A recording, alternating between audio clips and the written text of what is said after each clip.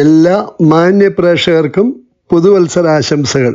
ശനി ഗ്രഹത്തിൻ്റെ 3 നക്ഷത്രങ്ങളിലൊന്നായ പൂയം നക്ഷത്ര ജാതരുടെ, അതായത് പുഷ്യ നക്ഷത്ര ജാതരുടെ 1202 ചിങ്ങം 1-ാം തീയതി മുതൽ 1202 കർക്കിടക മാസം 32-ാം തീയതി വരെ, അതായത് 2026 ഓഗസ്റ്റ് 17 മുതൽ 2027 ഓഗസ്റ്റ് 17 വരെയുള്ള ഒരു വർഷകാലത്തെ പ്രധാനപ്പെട്ട ഫലങ്ങളെയും ഈ നക്ഷത്ര ജാതരുടെ പ്രധാന സ്വഭാവ സവിശേഷതകളെയും കുറിച്ചാണ് ഈ വീഡിയോയിൽ അവതരിപ്പിക്കുന്നത്. നഭസിൽ വാൽക്കണ്ണാടി പോലെ തോന്നിക്കുന്ന 8 നക്ഷത്രങ്ങളുടെ സമൂഹമാണ് പൂയം അഥവാ പുഷ്യ നക്ഷത്രം. വ്യാഴമാണ് ഈ നക്ഷത്രത്തിൻ്റെ ദേവത. നക്ഷത്ര ചിഹ്നം പശുവിൻ്റെ അകിടാണ്. രാശിചക്രത്തിലെ 4ാമത്തെ രാശിയും ഉദയാസ്തമയ സൂര്യൻ്റെ ചുവന്ന നിറവും ജലരാശിയും ചരരാശിയുമായ കർക്കിടകൻ രാശിക്ക് ഞണ്ട് എന്നും കൂടി അർത്ഥമുള്ള പൃഷ്ഠോദയ രാശി കൂടി ആയ കർക്കിടകൻ രാശി ചന്ദ്രനെ പ്രതിനിധാനം ചെയ്യുന്നു. കർക്കിടകൻ രാശിയിൽ അഥവാ കർക്കിടകക്കൂറിൽപ്പെട്ട നക്ഷത്രമാണ് പൂയം അഥവാ പുഷ്യ. അനിഴം ഉത്രട്ടാതിയുമാണ് അനുജന്മ നക്ഷത്രങ്ങൾ. ഇന്ദ്രനീല രത്നമാണ് ഈ നക്ഷത്ര ജാതരുടെ ഭാഗ്യരത്നം. ജാതകം പരിശോധിച്ച ശേഷം മാത്രമേ ഈ രത്നം ധരിക്കാവൂ. അല്ല എങ്കിൽ ഭാഗ്യാനുഭവങ്ങൾക്ക് പകരം വിപരീത ഫലങ്ങൾ ഉളവാക്കും. വെള്ള, നീല, ക്രീം, ചുവപ്പ് നിറങ്ങൾ, മഞ്ഞ നിറങ്ങൾ നിങ്ങൾക്ക് കൂടുതൽ ഉത്തമവും ഭാഗ്യദായകവുമാണ്. ഈ നക്ഷത്ര ജാതരുടെ ജന്മനക്ഷത്ര വൃക്ഷം അരയാലാണ്. സ്വഭവനത്തിൽ അരയാൽ നട്ടുവളർത്തിയാൽ കൂടുതൽ പോസിറ്റീവ് എനർജി ലഭ്യമാവുന്നതാണ്. മൃഗം ആടും പക്ഷി ചകോരവുമാണ്. നക്ഷത്രാധിപനും ഭാഗ്യാധിപനും ദശാനാഥനും ശനി ഗ്രഹമാണ്. എല്ലാ പൂയം നക്ഷത്ര ജാതരുടെയും ജനനം ആരംഭിക്കുന്നത് ശനി ദശയിലാണ്. ജനന സമയം കൃത്യമായി അറിയില്ല എങ്കിൽ ജനനം ഉദ്ദേശം നക്ഷത്ര മധ്യത്തിലാവാം എന്ന രീതിയിൽ കണക്ക് കൂട്ടിയാൽ 9.5 വയസ്സ് വരെ ശനി ദശാകാലവും തുടർന്ന് 26.5 വരെ ബുധദശയും പിന്നീട് 33.5 വരെ കേതു ദശയും തുടർന്ന് 53.5 വരെ ശുക്രദശയും തുടർന്ന് 59.5 വരെ ആദിത്യദശയും പിന്നീട് 65.5 വരെ ചന്ദ്രദശയും 72.5 വരെ കുജദശയും പിന്നീട് രാഹു ദശാകാലവും വരുന്നു. പൂയം നക്ഷത്ര ജാതർ ഭരണി, മകയിരം, പൂയം, പൂരം, ചിത്തിര, അനിഴം, പൂരാടം, അവിട്ടം, ഉത്രട്ടാതി ഈ നക്ഷത്ര ജാതരുമായി പരസ്പരം വിവാഹബന്ധം പാടുള്ളതല്ല. സന്താനലബ്ധിക്ക് തടസ്സമുണ്ടാവുകയോ അഥവാ സൽസന്താനലബ്ധി ലഭിക്കാതെയോ വന്നേക്കാം. ഇനി സൽസന്താനയോഗം ദമ്പതികളിൽ ഉള്ള പക്ഷം മറ്റു പല ദുരിതങ്ങളുമായി ഇത് മാറുന്നതാണ്. ഈ നക്ഷത്രങ്ങൾ തമ്മിൽ വിവാഹിതരായവർ കൃത്യമായി പരിഹാരങ്ങൾ എത്രയും വേഗം ചെയ്യുക വഴി 80% നിങ്ങളുടെ ദുരിതങ്ങളും ഒഴിവാക്കാൻ കഴിയുന്നതാണ്. ഇനി ഈ നക്ഷത്ര ജാതരുടെ പ്രത്യേക സ്വഭാവ സവിശേഷതകൾ എന്തെന്ന് മനസ്സിലാക്കാം. എന്ത് കാര്യത്തിലും ഇവർ തികഞ്ഞ ശുഭാപ്തി വിശ്വാസക്കാരായിരിക്കും. സൗന്ദര്യം, സൗഭാഗ്യവും സന്താനഭാഗ്യവും കൊണ്ട് അനുഗ്രഹീതരാണിവർ. പൂയം നക്ഷത്ര ജാതരായ സ്ത്രീകൾ എപ്പോഴും അണിഞ്ഞൊരുങ്ങി നടക്കാൻ ഇഷ്ടപ്പെടുന്നവരാണ്. ഈ നക്ഷത്രത്തിൽ പിറന്ന ഒട്ടുമിക്കവരും ചഞ്ചല ഹൃദയരാണ്.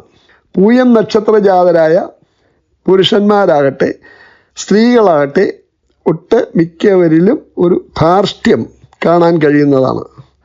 അടിവരയിട്ട് പറയേണ്ടുന്ന ഒരു സ്വഭാവ സവിശേഷത തന്നെയാണിത്. ഇവർ ആവശ്യമില്ലാത്ത പല കാര്യങ്ങളിലും ഇടപെട്ട് കൂടെ പരാജിതരാവുന്ന നിലപാടുകൾ എടുക്കുന്നവരായിരിക്കും. എന്നാൽ ഇവരിൽ മിക്കവരിലും അസാധാരണമായ വാചാലതയും കർമ്മകുശലതയും കാണാൻ കഴിയുന്നു. അതുകൊണ്ട് തന്നെ ഇവർ പരാജയങ്ങളിൽ നിരാശപ്പെടുന്നവരോ അടങ്ങി ഒതുങ്ങി ഇരിക്കാനോ ഒരിക്കലും ഇവർ ഇഷ്ടപ്പെടുകയുമില്ല. ലക്ഷ്യപ്രാപ്തിക്ക് വേണ്ടി ഏതറ്റം വരെ പോകുന്നതിനും ഇവർക്ക് യാതൊരു മടിയും ഉണ്ടാവുന്നതല്ല. ഇവരുടെ ബാല്യകാലവും കൗമാരകാലവും പൊതുവെ ദുരിതപൂർണമായി കാണാൻ കഴിയുന്നതാണ്. പൊതുവെ കോപിഷ്ഠരായി കാണാൻ കഴിയുമെങ്കിലും തികഞ്ഞ സ്വതന്ത്ര ചിന്താഗതിക്കാരും എടുത്തുചാട്ടക്കാരുമായിരിക്കും. ഈ നക്ഷത്രത്തിൽ പിറന്നവർ ധനികരായിരിക്കും എങ്കിലും മറ്റുള്ളവരുടെ പണം ഉപയോഗിച്ച് കാര്യങ്ങൾ നേടുന്നതിന് ഒരു പ്രത്യേക മിടുക്ക് തന്നെ ഇവർക്കുണ്ട്. അതിഥി സൽക്കാരപ്രിയരായ ഈ നക്ഷത്ര ജാതർ തികഞ്ഞ കുടുംബസ്നേഹികളായും കണ്ടുവരുന്നു. പൂയം നക്ഷത്രം പാദദോഷമുള്ള നക്ഷത്രമാണ്. പാദദോഷം ഇല്ലാതെ പഴുതുകാൽ ജനനം എങ്കിൽ രാജയോഗ തുല്യമാണ് ഇവർക്ക് ലഭിക്കുക. പൊതുവിജ്ഞാനത്തിൽ ഉള്ള അറിവും വിദ്യാഭ്യാസം തീരെ ഇല്ലാത്തവരിൽ പോലും വിദ്യാഭ്യാസ വിദഗ്ധരെക്കാൾ വിജ്ഞാനവും ബുദ്ധികൂർമ്മതയും ഗ്രഹണശക്തിയും കൂടുതലായി ഉള്ളവരായിരിക്കും ഇവർ. ഏത് കാര്യമായാലും ശരി, തൻ കാര്യത്തിന് പ്രാധാന്യം നൽകി മാത്രമേ ഇവർ പ്രവർത്തിക്കാറുള്ളൂ. ആകൃതി കൊണ്ടും ഇവർ അനുഗ്രഹീതർ തന്നെ. ഗ്രഹണപാഠവും ദയാശീലം സഹൃദയത്വം ഇവയെല്ലാം ഇവർക്കുള്ള ഗുണങ്ങൾ തന്നെ. ഏർപ്പെടുന്ന ഏത് കാര്യത്തിൻ്റെയും ഉത്തരവാദിത്വം മനസ്സിലാക്കി പ്രവർത്തിക്കുവാൻ ഇവർക്ക് കഴിയുന്നു. ഇവരുടെ സ്വാർത്ഥ ചിന്താഗതി കൊണ്ടാവാം അവയൊന്നും പൂർണ്ണ വിജയത്തിൽ എത്തിക്കാൻ കഴിയാതെ പോകുന്നത്. കർക്കിടകൻ രാശി പൃഷ്ഠോദയ രാശിയാണ്. ഈ രാശിയിൽ പെടുന്ന നക്ഷത്രമാകിയാൽ ആവാം വേണ്ടാത്ത കാര്യങ്ങളാണ് ആദ്യം തന്നെ ഇവരുടെ നാവിൽ വരിക. പിന്നീട് അത് വേണ്ടായിരുന്നു എന്ന് തോന്നിയാൽ പോലും താനാണ് ശരി എന്ന ചിന്താഗതി വെച്ച് പുലർത്തുന്നു. തെറ്റുകൾ തിരുത്തുന്നതിനുള്ള ഇവർ ഒരിക്കൽ പോലും തയ്യാറാവുന്നില്ല. ഇത് പ്രധാന ഒരു ന്യൂനത തന്നെയാണ്. ആരോഗ്യ വിഷയങ്ങൾ ഇവർ തികഞ്ഞ അനുഗ്രഹീതർ തന്നെ. നല്ല ആരോഗ്യവും ശരീരഘടനയും കർമ്മ കുശലതയ്ക്ക് ഉതകും വിധം ആയിട്ടാണ് കാണാൻ കഴിയുന്നത്. വസ്ത്രധാരണത്തിലും ചില നിഷ്ഠകൾ വെച്ചു പുലർത്തുന്നു. ഈ നക്ഷത്ര ജാതരുടെ ദാമ്പത്യ ജീവിതം അത്ര കണ്ട് സുഖകരമല്ല. എന്നാൽ ഇവരിൽ ഇനി പൂയം നക്ഷത്ര ജാതരുടെ 1202 ആണ്ട് ചിങ്ങം 1 മുതൽ 1202 കർക്കടകം 32 അഥവാ 2026 ആഗസ്റ്റ് 17 മുതൽ 2027 ആഗസ്റ്റ് 17 വരെയുള്ള ഒരു വർഷകാലത്തെ പ്രധാനപ്പെട്ട ഫലങ്ങൾ എന്തൊക്കെയെന്ന് ശ്രദ്ധിക്കാം. ആരംഭത്തിലെ തനസ്ഥാനാധിപൻ കൂടിയായ സൂര്യൻ ബലവാനായി ചിങ്ങൻ രാശിയിലും തുടർന്ന് സെപ്റ്റംബർ 17 മുതൽ ഒക്ടോബർ 16 വരെ ഇഷ്ടഭാവമായ 3-ാം ഭാവത്തിലും സഞ്ചരിക്കാൻ ധനസ്ഥിതി ക്രമേണ മെച്ചപ്പെടുന്നതാണ്. പ്രത്യേകിച്ചും സെപ്റ്റംബർ 17 മുതൽ ഒക്ടോബർ 16 വരെയുള്ള സമയങ്ങളിൽ. ഒക്ടോബർ 31 വൈകുന്നേരം മുതൽ സമ്പത്തിൻ്റെയും ഭാഗ്യത്തിൻ്റെയും ഈശ്വരാധീനത്തിൻ്റെയും അധിപനായ ഗുരു അഥവാ വ്യാഴം ജൂപ്പിറ്റർ ധനസ്ഥാനത്തേക്ക് പ്രവേശിക്കുന്നു. അതായത് 2-ാം ഭാവം ചിങ്ങം രാശിയിലേക്ക് പ്രവേശിക്കുന്നു.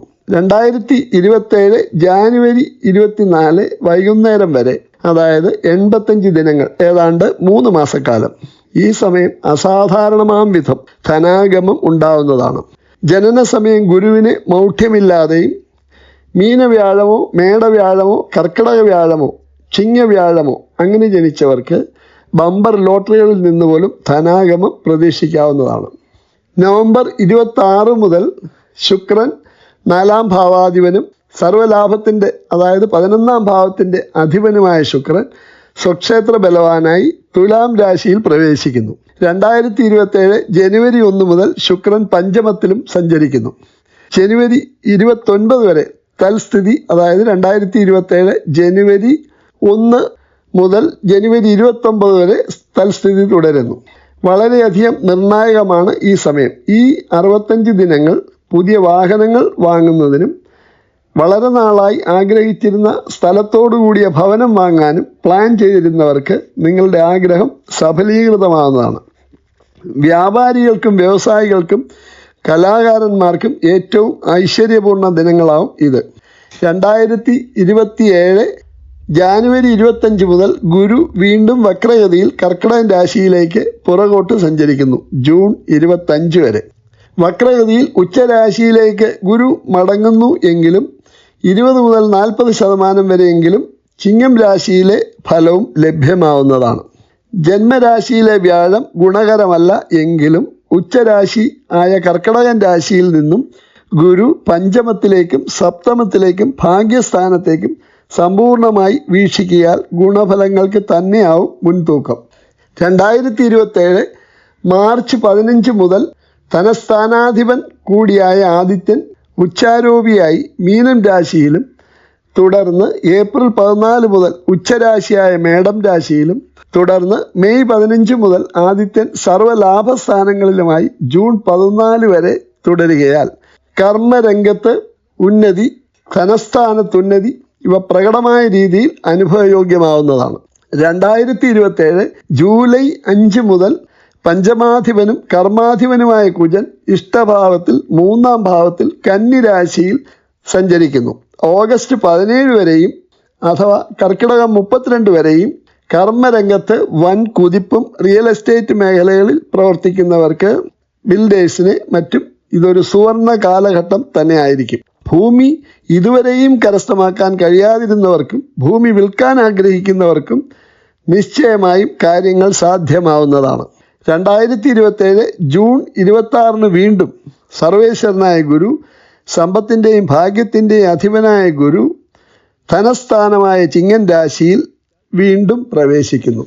2027 ഓഗസ്റ്റ് 17 വരെയും, അതായത് 1202 കർക്കിടകം 32 വരെയും തൽസ്ഥിതി തുടരുകയാൽ തുടർന്നും തുടരുന്നുണ്ട്. ജീവിതത്തിലെ നിർണായകമായ പല നേട്ടങ്ങളും നിങ്ങളെ തേടിയെത്തുന്നതാണ്. പല സുപ്രധാന തീരുമാനങ്ങളും നിങ്ങൾ നടപ്പാക്കുകയും ചെയ്യുന്നതാണ്. ചുരുക്കത്തിൽ പൂയം നക്ഷത്ര ജാതർക്ക് കുറെ കാലമായി അനുഭവിച്ചു വന്നിരുന്ന കഷ്ടതകളും ദുരിതങ്ങളും കടബാധ്യതകളും അപവാദങ്ങളും എല്ലാം നീങ്ങി തിളക്കമാർന്ന അനുഭവങ്ങളുമായി നിങ്ങൾ ജീവിക്കും എന്ന കാര്യത്തിൽ യാതൊരു സംശയവും വേണ്ട. ഈ വരുന്ന ഒരു വർഷകാലം. ഈ വീഡിയോ ഇവിടെ തീരുന്നു.